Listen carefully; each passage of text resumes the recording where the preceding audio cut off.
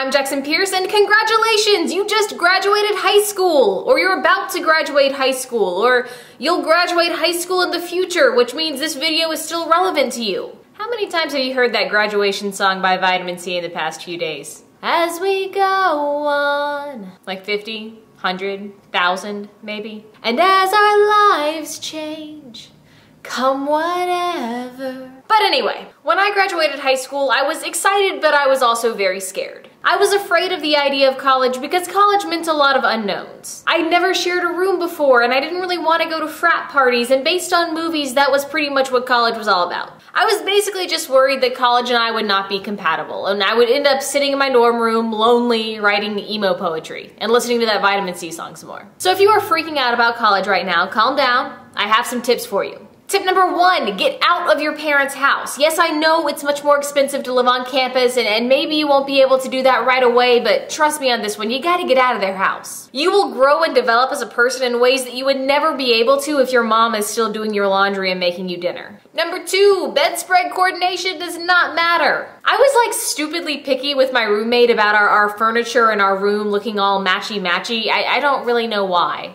I wasn't that bad about it in the dorm rooms, but once we moved into an apartment together, I tried to be all Sally homemaker and it caused all sorts of issues that really didn't matter. Let it go. No one expects you to have a Pottery Barn-esque living room. Number 3, take a class just for kicks, like a philosophy class, which is how I incidentally ended up with a philosophy minor. Take a religion class, especially if you grew up in a strict religious household. Maybe a dance class, or a music class, or some sort of science class. I don't really know, just flip through the catalog and pick something that looks interesting. Number 4, you do not need to be drunk to be confident. I'm serious about this one. If I had $1 for every girl who got trashed just so she had an excuse to be like flirty, or loud, or enthusiastic or whatever, I would have like $1 zillion. They do it because the next day they'll just say, oh God, I was so drunk last night, and that's some sort of excuse, I guess. If you want to go dancing, go dancing. You don't need to take 3 shots of tequila to be able to blame it on something later. I'm not going to tell you not to drink because in my opinion that's a personal decision, but don't let alcohol become a replacement for your backbone. Number 5, speaking of alcohol, do not put pictures of your drunk ass on the internet. Those pictures are going to turn up later in your life when you least expect it, and you, my friend, are going to have to explain why you were doing a keg stand in a Scooby-Doo costume. Number 6, remember that all the freshmen have one thing in common. It is their first year of college too. You don't know anyone, they don't know anyone, go meet them. While I met friends in college, there are only a few that I'm still in touch with, and one of my biggest regrets is that I didn't get involved in more campus life, which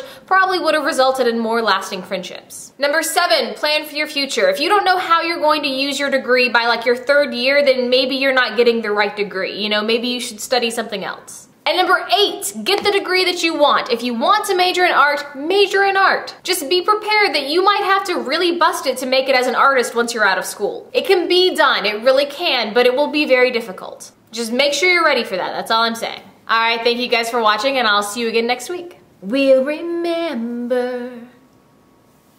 Not so much a good singer.